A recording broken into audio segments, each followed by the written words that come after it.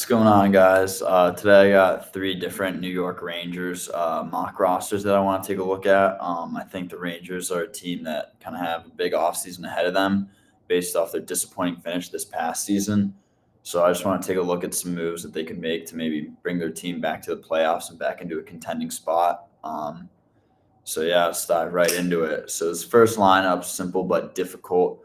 See a few moves from the Rangers here. I think trying to move back into contention. So first move, sign Sam Bennett, 6.7 mil for 7 years. Yeah, I think that's probably a pretty accurate representation of what Sam Bennett's value is. I think no matter what, he is going to get overpaid in free agency just because that's how it works. And I kind of think whatever it is he signs for, if it's anything more than like 6.5 mil, even more than 6 mil, it'll end up being an overpay down the line.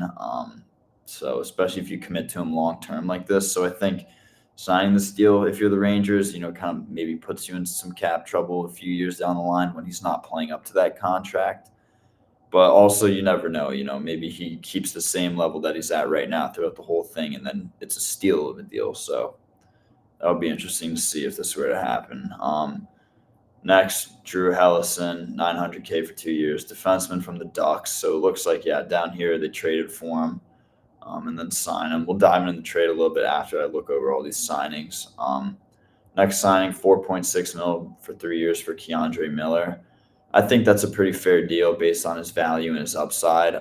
He's still pretty young and pretty unproven. So, I think this deal kind of reflects what he's done so far and what he could be. So yeah, I'd say his value now is probably closer to like 3.5 mil, but because you have that extra upside, you got to pay him more. Because hopefully within the next 3 years, he'll really show what he can do in the league. Especially as he kind of gets into his prime, because I'm pretty sure he's around like 24, 25 right now. So he's still got a couple years before, he should really be playing his best hockey. Next signing, Nick Perbix, 2.75 mil for 4 years. That's a fine depth defensive signing, I guess, but I think that's also one where, like, if you sign him to this for 4 years, like, you may not expect it, but that cap hit could maybe bite you a little bit down the line, especially the closer you are to contending, the more cap strapped you are. So I don't really know. I think maybe giving him this deal for more like 2 years would be better for the Rangers, just because 4 is a little long and that contract could become a little bit of an anchor. Not a very big one, but yeah. Next signing, Matt Rempe, 925K for 2 years. I mean, grit, sandpaper. He'll probably play like 10 games in the NHL and get suspended at least like once or twice. So I don't know. That just kind of is what it is. I don't think he'll really be a mainstay in the roster. Next signing, Will Cooley, re-signed, 3.875 mil for 3 years. I think that's too little. I think if you're going to get Will Cooley, you got to pay him more. I think he's a guy teams could look to offer sheet, and the compensation, the way it works is, if it's anything over like 4.7 mil, I think is the number, they'd have to give up a first and a third. So I think teams will be offer sheeting him in the range of 4.6 mil so that they only give up a second. And if you're the Rangers, I think you match that. So if you don't want teams offer sheeting him at all, I think you just give him like 5 mil for like 4 years or whatever, like a little bridge deal. And I think he'll be worth it. But obviously you want to get him as low as you can, just to give you as much cap flexibility as possible. But you also don't want to lose him to an offer sheet. So I think signing him to like 5 mil would be a smart move for the Rangers. And if teams offer sheet him for more than the 4.6 mil for the second, I think you maybe take that compensation and get a first and a third, or you re-sign and match the offer depending on what it is. But it'll be interesting to see what happens there with Cooley. I bet he'll re-sign with the Rangers, though. I wouldn't be worried about that if I was a Rangers fan. Next signing, Bo Gruel, depth signing, 875K for 2 years. That's fine. Matt Grzelcyk, 2.5 mil for 4 years. I think you'd also have to pay him more than that. Grzelcyk just had a career year in Pittsburgh, so I think 2.5 by 4 is a little cheap. I think him and his agent will probably be looking to get the most amount of money possible right now while they're riding off this career high. So I think he'd get more money than that somewhere else, probably anywhere upwards of like 4 mil. even if it's for shorter term, like 2, 3 years. So we'll see what happens there. Adam Edstrom, 930K for 2 years. Yeah, that's fine. Matthew Robertson, 850K for 2 years. Those are both fine. Young guys. I think they're both kind of ready to play full time in the NHL, especially Robertson. I'm pretty sure he's been drafted for 5, 6 years now. So, yeah. So going back to this first trade to the Rangers, Drew Hellison in a sixth for Chris Kreider at 2 mil retained as well. So I guess the Ducks are just taking on another cap dump for the Rangers here. The Rangers do retain Kreider at 4.5 is not bad for the Ducks at all, especially because they need forward depth. And even though Kreider's kind of in the twilight years of his career, I think it would still be a move that kind of makes sense for the Ducks, I guess, getting him. I just don't know if you want to give up your young RFA defenseman, although they do have several other young defensemen like Mintyukov and Lacombe. So we'll see what happens there. Next trade, Urho Vakanainen to the Columbus Blue Jackets for a sixth. I guess their D is probably just overcrowded on this roster, and you just got to dump someone. So yeah, might as well be Vakanainen. I guess I don't think he's much of a needle mover. He's pretty cheap too, so I don't think it would be hard to move him. And then Mike Matheson to the Rangers for 3.7 mil in exchange for Lafreniere and a third. That's a bit of a blockbuster right there. If you're the Rangers, I don't know why you'd want to give up Lafreniere for kind of just that. I feel like you could get a little more. I don't know. I think Mike Matheson is a good defenseman who will give you a lot of offense. I'm a Penguins fan, so I watched him for a few years. But I think the Rangers' biggest struggles recently has been like 5v5. They give up way more chances than they get, and they kind of get dominated. So maybe trading for a guy like Matheson who's prone to turnovers and some bad defensive plays. I don't know if that would make the most sense for the Rangers to do. I think maybe you'd want more of a shutdown defensive type of guy, but you are trading away Keandre Miller, so maybe Mike Matheson takes that spot as kind of a second pairing offensive defenseman, or maybe a guy who plays along Fox, but that would probably force Fox into more of a shutdown role, which I don't really know if you want to do. But yeah, overall, I think you're also selling low on Lafreniere here. I think you got to kind of give him a few years, to get into this contract and really hit his stride. Maybe he hasn't developed as this just because it's the Rangers, and they think maybe trading him would be better for him. It'd be mutually beneficial for both sides because you can get a good return for him. The guy's a first overall pick, and he's shown that he can score and put up some points. Just not as much. He could probably put up more than he has put up so far. So I think there's a lot of untapped potential there. And I don't think you'd want to do this if you're the Rangers, but if this comes across Kent Hughes' desk, I think he does it immediately. Next move, Carson Soucy to Tampa for a sixth. I think Soucy had a bit of a down year this year, if I remember correctly. So yeah, maybe dumping him for a sixth seems kind of fair. But I think maybe you'd have to retain, especially if you're selling him to a cap strap team like Tampa. I don't know if they'd want to just take your cap dump, unless they genuinely think he can bounce back and be a good serviceable guy on their blue line.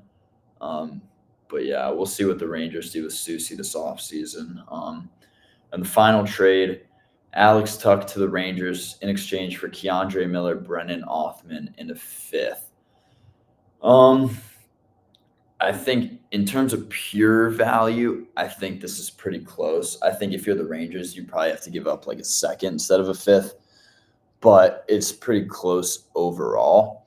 The only issue is I'm pretty sure, Keandre Miller is a left-handed defenseman, and the Sabres already have a logjam on their left side, which is why they're trying to get rid of Byram. But maybe if they get rid of Byram, it makes sense to bring in Miller, just because, I don't know exactly what their defense is looking like. Let's take a look.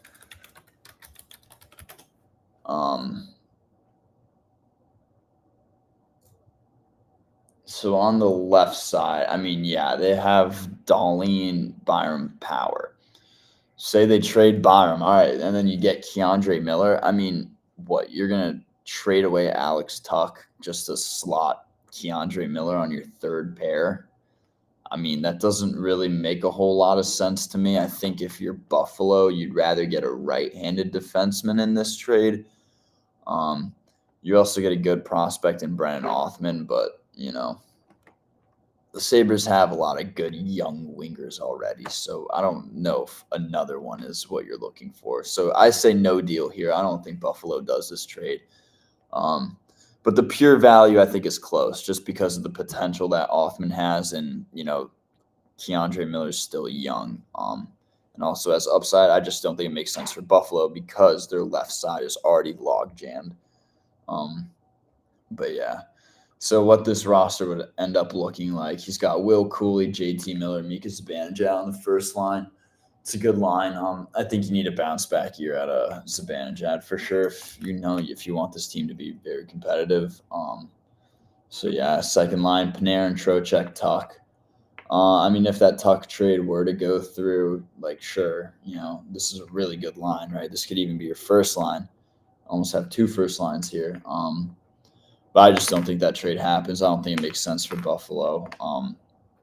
So I think the Rangers would probably still have Brennan Othman in this bottom six. Third line, Brett Berard, Sam Bennett, Gabe Perreault.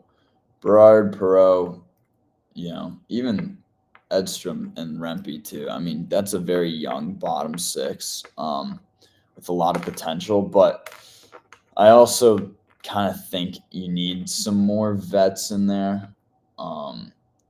And I'm not talking about Sam Carrick because I don't think that's a type of vet that'll really move the needle. I think Sam, like a guy, with the experience of Sam Bennett would be good in this spot, but I just don't know about Sam Bennett himself. I think if you sign him to that contract just to stuff him on your third line with two, rookies, I think that's just a waste if you're the Rangers, honestly. I think Sam Bennett plays his best when he's complimented by other players, and that's why he's been so successful in Florida. I mean, the guy literally plays on a line with Kachuk and Verhaeghe, so I think that helps boost his stats a lot. So if you're gonna get him, I'd say you got to put him in your top six, and you got to put him with quality teammates. If you don't get Tuck here, maybe you put Bennett on the right wing here. He'd be playing on his offside, but I think it'd still be better than putting him at third line center. Just because also, who wants to pay $6.7 million for a third line center? I mean, I don't think that would make a ton of sense. But yeah, and then this fourth line. This is a pretty bad fourth line. I'm not gonna lie. I don't think any of these guys are really gonna do much, especially Rempe. So I think that's just kind of a waste of a roster spot right there.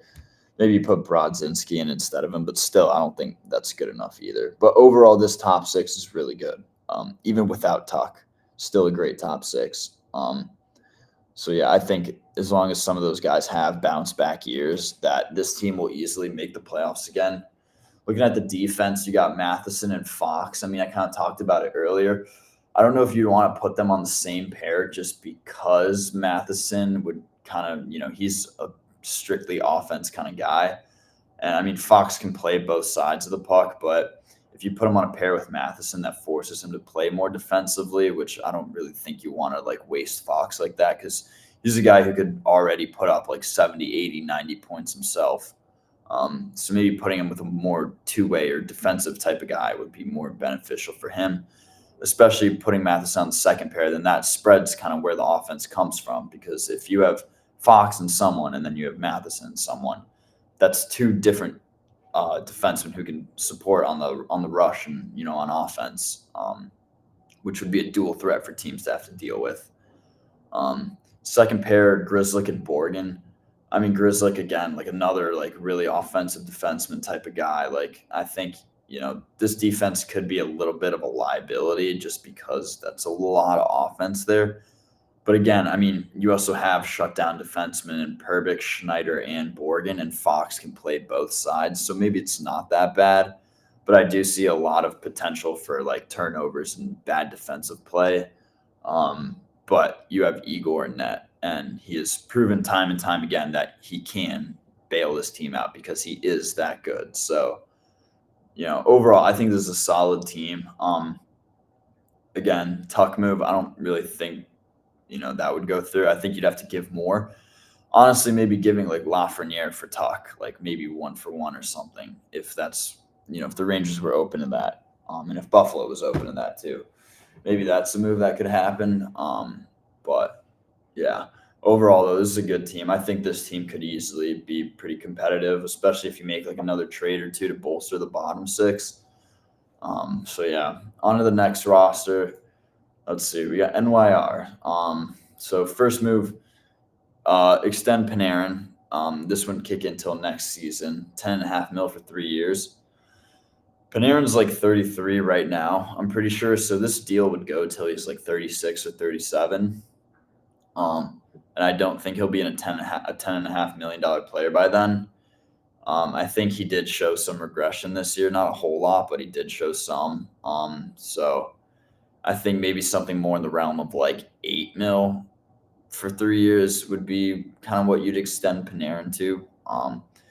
If he's, if he really wants like 10+ mil, I think you don't give him 3 years. You maybe give him 1 or 2, just because you don't know how he's going to fall off. And, I think the Rangers do still have a bit of a bigger window than people think they do. I think there's moves they can make that can retool around kind of holes that they have and guys who are underperforming like Kreider and Zibanejad. I think you could trade them, and still fill those holes with good pieces to, kind of extend your window and stay competitive. I think also the breakout of Will Cooley helps them a lot because, Kreider's falling off. He's a left wing. Cooley's kind of coming up and he's the left wing. So if he can just come in and take Kreider's spot, I mean, that would be probably pretty ideal for the Rangers. But yeah. Next move, Bo Gruhl, 1 year league minimum. John Beecher, 1.5 mil for 2 years. So it looks like they acquire his RFA rights down here. We'll dive into that a little bit after. Sign 1.5 for 2 years. I mean, that's a fine depth signing. Yeah, I don't have anything against that. I think he's a good depth piece. I'm pretty sure he's a big guy. Yeah, 6'3", 216. I mean, that's a pretty big power forward. So having him in your bottom six, definitely wouldn't hurt. Arthur Kaliev, 1 year, 900K. Yeah, that's fine. Maybe some depth scoring in there. Pia Suter, 4x4. I know he had a really good year, but that might be a little bit of an overpay for him. Maybe that's what he'll go for on the market, but I just wouldn't want to be the team that signs him to that. Yeah. Will Cooley, 5x5. I like that. I think it'd maybe be more like 5x4. I think if you're doing 5 years, he'd want more money than that. He had a great year this year, and I think he will continue to develop and get even better. So that's a guy I think you would want to lock up for as long as possible. Yeah, Zach Jones, I think you'd have to pay him more than that just because of the potential alone. But, it's a 1 year deal, so maybe just a trial run, another, a prove it year for him before he gets a real contract. So yeah, he's got to earn it. So I think, yeah, this would be a motivating type of contract for him that's meant to kind of show, can you prove that you're worth more than that or not? And that's why it's only 1 year. Rempe, league min for 2 years. I mean, yeah, whatever. And then Brendan Bryson, 800K for 1 year, another depth guy. All right. I mean, yeah, there's a lot of depth signings in here. Just looking at it from up here, I mean, I think this bottom six could be pretty good. Beecher, Kaliev, Suter, Brisson. I mean, Rempe always adds grit and physicality, which I do think teams need. So that could, that does look like it's shaping up to be a pretty good bottom six. But let's look at the moves he made down here. So first trade, John Beecher, first and a second to the Rangers for Mika Zibanejad in fourth. I mean, yeah, I think, this trade's kind of hard to gauge just because of the awkward spot I think the Bruins are in right now. I know they want to retool quickly and kind of turn the ship around, but also I don't see that happening. But they're the Bruins, so you never know, honestly. You can never count them out. I just don't know if they'd want to give up a first and a second for a regressing Mika Zibanejad when you already have a center who's kind of older that you're overpaying for in Elias Lindholm. But who knows? Maybe a 1-2 punch of Zibanejad and Lindholm would complement each other pretty well. I mean, Zibanejad playing with Pasta, like I could see a lot of like room for scoring there and, points getting put up. So you never know. If this came across Don Sweeney's desk, I don't.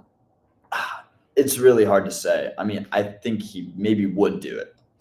I want to say he would do it, yeah. But I don't know. Let me know your thoughts down below, just because, I mean, this one's really hard to gauge, I think, just because Zibanejad's value is probably at an all-time low right now. And, it's either going to stay that way or he'll have a bounce back year and, be a point per game guy like he was, which I think he can be again. So, yeah, next trade, Brant Clark, a third and a fifth to the Rangers for Keandre Miller and a fourth. Yeah, I like this trade. I like this trade for both sides. I think it makes sense. I don't really have any objections to it. LA would have to sign Keandre Miller, which I don't know if they have the cap space for. I'm pretty sure Brant Clark has like 1 year left at this AAV. So, I mean, if you're the Kings, if you don't really have cap space, you don't do this trade. But if you do, and if you're looking to shake up your decor, then I'd say 100% do it. They are most likely going to be losing Gavrikov too, so maybe bringing in Miller for that second pairing, put him on the left side isn't such a bad idea. But yeah, I think this trade's pretty fair though overall. And then the final trade, I mean, Kreider to the Blue Jackets, no retention for 2/3. Yeah, I mean the Blue Jackets are probably trying to look to kind of repeat what they did last year, but this time actually make the playoffs, and I could see why they'd think Kreider would help with that, even if they're overpaying for him in terms of contract. This trade's not an overpay, I don't think. Maybe a little bit. Maybe you could do 1/3. Honestly, yeah, you get Kreider for 1/3 here, especially if they're not retaining anything. I think Kreider for 1/3 would make a lot of sense. 2/3 is probably a little bit of an overpay, but it's not like the end of the world if you do that. But yeah, I see why they'd think Kreider would help them if you're the Blue Jackets. And I think it makes sense because, I understand the idea of the desperation of wanting to kind of get back in the playoffs, especially after the year they had last year. Even though I think the whole team kind of overperformed, I don't see them being a playoff team next year, but I do think that's the direction they're going to take in the offseason is, sign as if they were one. But yeah, who knows? Maybe they land Marner or, Ellers or Besser or Bennett. Like, you never know. The right moves could make you a contender. So we'll see. But yeah, for this lineup, so Panarin, Trocheck, Lafreniere. Yeah, it's a good first line. I mean, that's what it was this past year. I think this line's pretty good together. Panarin's getting pretty old, though, and I know they did just re-sign him. I think that was this one, yeah. Yeah, 10.5 for 3 years. But that would be starting the following year, so still 1 more year left at his current AAV in this. But yeah, I think it's a good first line. It's a good second line, too. I mean, Will Cooley, JT Miller, Gabe Perreault. I think Perreault's got a lot of potential. I think he'll be a great player in this league one day. So yeah, I mean, putting him on a line with a guy like JT Miller, I think you could learn a lot from him. Just because of the fire that he plays with. And I think, as a young guy, like you'd probably be scared of getting yelled at by him, right? So you'll work your ass off so that try and like keep him happy and, show that you deserve to be where you are. Third line, Othman, P.S. Suter, Johnny Brodzinski. Yeah, Othman's ready to make the NHL too. Suter, that's fine. I mean, again, 4x4, I don't know for third line center. But with the cap going up, I mean, that doesn't hurt at all. You probably don't want Brodzinski on your third line. Probably want to make that a stronger. Maybe put Kaliev instead of him, honestly. Brodzinski on the fourth, Kaliev on the third. Just switch these two. So I think that would probably make a little bit more sense. But, Brodzinski's also older, more experienced. Maybe had a good year last year. I don't really know. So, yeah. And fourth line, Brett Berard, Sam Carrick, and Kaliev. Yeah, that's fine. I mean, Berard's young. I think he's NHL ready too. Carrick, not much of a needle mover, but neither is Kaliev or Brodzinski for that matter. And then, I mean, your extra two, you got Brisson, Beecher, and Rempe. I think you slot in Beecher here somewhere. I think him over Sam Carrick is fourth line center, just because of his size and his frame, and he's still pretty young, And outside of Rempe, I think this roster could use some physicality. Well, and JT Miller now too, but yeah. Defense, I mean, defense is pretty much close to the same as what it is right now. Susie Fox, Borgen Schneider, Bakanainen, and Clark. I think it's fine. It's an okay defensive core. I kind of question, if this team can make a deep run with this defense. But I think the addition of a young guy like Clark with a lot of potential would be pretty good for the Rangers. Especially, if you can get him for like Keandre Miller. Because if they get rid of Miller, I think that's a good substitute for him. I also just don't know how Miller's going to project a few years from now. So we'll see. And then, I mean, with Igor and that, it's kind of hard to rule them out, right? So, yeah. So on to the third roster, the final one, NYR 25-26. So first moves buyout Carrick and Parsonen. Both have 2 years left on their deals, so 4-year buyouts. Pretty cheap too, not big cap penalty for those buyouts, but I also think you could just dump them somewhere for anything, even if it's like a 7th or future considerations. Like if you just want to get them off the roster that bad, I don't think you have to buy them out. But I mean, it looks like the combined cap hit of the 2 buyouts is like no more than $750K. So like paying a league minimum guy almost. And even then it's still less than that. So it wouldn't be a big deal if you buy them out, but I just think you don't have to. So, but yeah, so signing. So they trade for Isaac Howard. Let's see. Isaac Howard for Braden Schneider 1-for-1. I mean, I don't think that trade happens. I don't think Tampa does that. You know what? On second thought, maybe they do. I mean, Hedman and McDonough are getting up there. They kind of started making moves to make their D-core younger last year by bringing in like Moser and, Perbix and Lilleberg were pretty mainstays on the roster this year. So, I mean, they're kind of strapped with Howard. Like they have no leverage in the situation. So yeah, maybe trading him for Schneider actually would be a realistic move. But if you're Tampa, I think other teams would probably be willing to offer you a little bit more than that. But yeah, I just don't know. Isaac Howard, 1.5 mil for 3 years. I mean, yeah, good deal if you can get him for that for Schneider. So Keandre Miller, 5 mil for 3 years. Okay, that's fine. Brock Besser, 8 mil for 5 years. I like that. And I like the term too. I'm not a huge fan of giving 7 years in free agency to a guy who's already like 28, 29 and in his prime. Number one, you're going to have him till he's pretty old. And number two, you're going to be overpaying him for the majority of the second half of that contract most of the time, just because, what you got to pay to sign him in the moment is not going to reflect his value down the line. And I think those types of signings can bite teams in the ass a lot. So 8 mil for 5 years, I think is good for Besser. I'm pretty sure he's like 29, 28 even. So yeah, you'll have him until he's 33, right at the end of his prime for 8 mil a year. I think this would be a good signing. Dylan Garan, 900K for 3 years. Yeah, that's fine.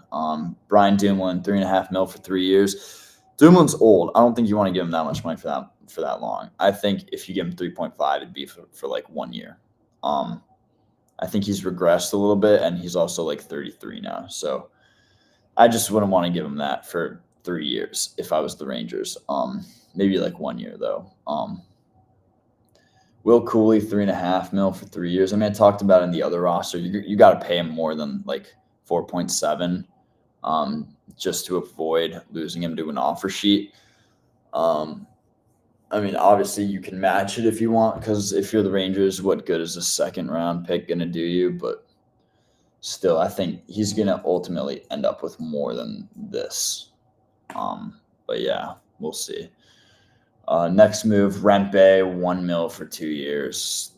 Overpay. The guy is not that good. He only brings physicality, and takes a lot of penalties, gets suspended. I mean, I wouldn't. That's just too much money, even though it's not a lot in the grand scheme of things.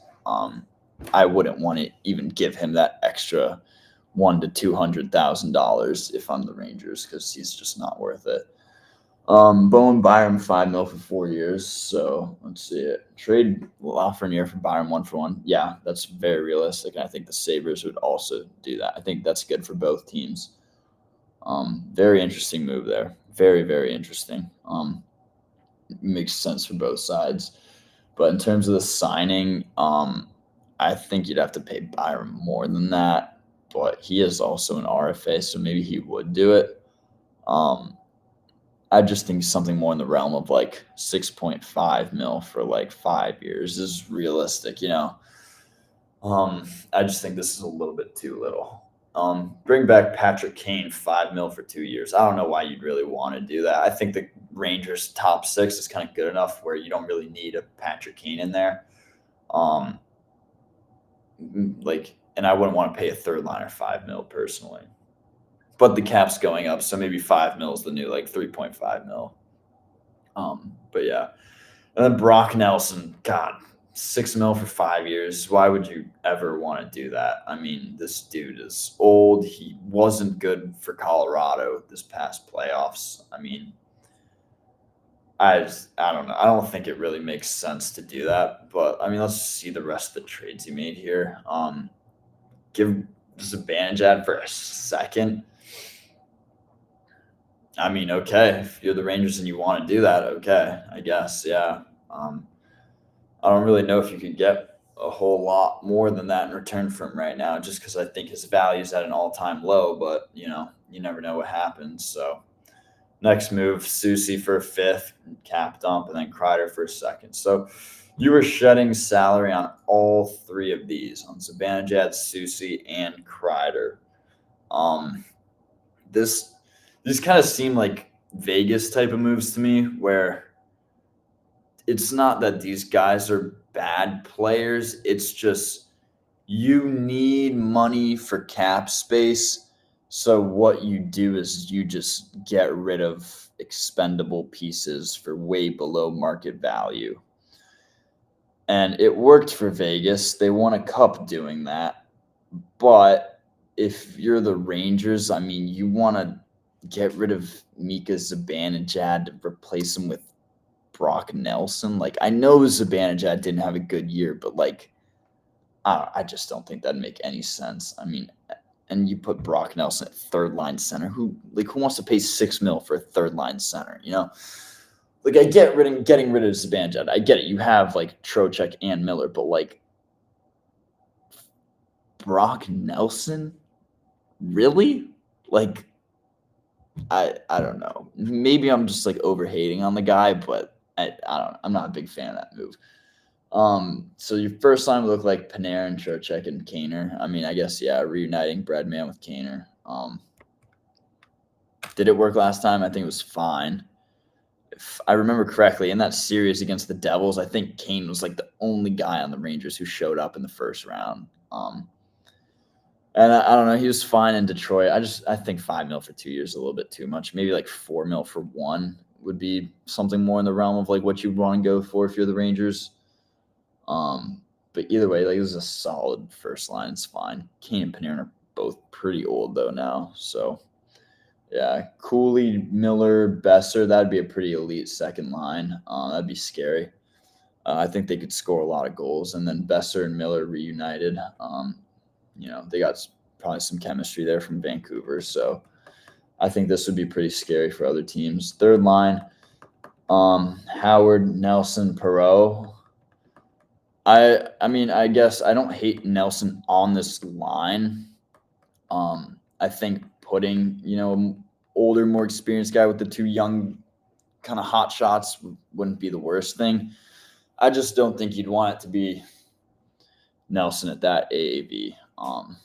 But I think a good thing for the Rangers right now is with the situation that they're in is that, with Perreault, Berard, and Othman, even like Schneider and Jones, like you do have a lot of like value contracts right now for these younger guys who are still on their ELCs, um, except for Schneider, who's like on a bridge deal. But I think you can make moves around those because you have that flexibility because of the ELCs. You just have to be careful about overspending because down the line, you will need to pay those guys eventually. And having Brock Nelson for 6 mil for 5 years, like he'll be 34, 33 by the start of next season. Like he'll be 38, 39 by the end of this deal. Maybe you just like LTI retire him, but like still, like no guy wants to go out like that. Like I think other teams would pay him like probably around this AAV, but for shorter term, which would make more sense. But I mean, also like if this offer came across his agent's like desk, like he would do that in a heartbeat just because no one else is going to give him that much money. Um, Also, though, career Islander, what do you want to go play for the Rangers? Who the hell knows? Maybe that's why you're overpaying him because, it's not going to be easy to get him to go to New York after being an Islander guy for so long. Fourth line, and then, yeah, like it's whatever. I don't think that's a good fourth line, but it's fine. Rempe's useless. Brodzinski's wrong side of 30, and, he's not much of a needle mover. Berard's fine. He's young, a lot of potential, but we'll see. And then defense, Keandre Miller, Adam Fox, Bowen Byram, Will Borgen, Vakanainen, and Brian Dumoulin. I mean, that's a pretty good decor, I'd say. If you can bring in Byram there, I mean, that's pretty good. And then they brought him in for Laugh, 1-for-1. So you replace Laugh with like Kane or Besser, like that's fine. That's pretty good. So then I think this strengthens your decor while not sacrificing too much on the offensive side if you're able to bring in Besser. So overall, I think this roster is pretty good.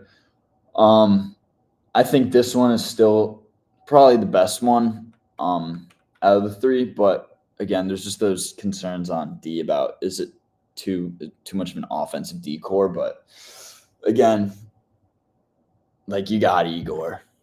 You got Igor. Like the dude's gonna save everything. Like it doesn't really matter until playoffs. And hopefully, with the right coach behind the bench, they can kind of flip that around. But I like Sully's a good coach, like I'm a Penguins fan.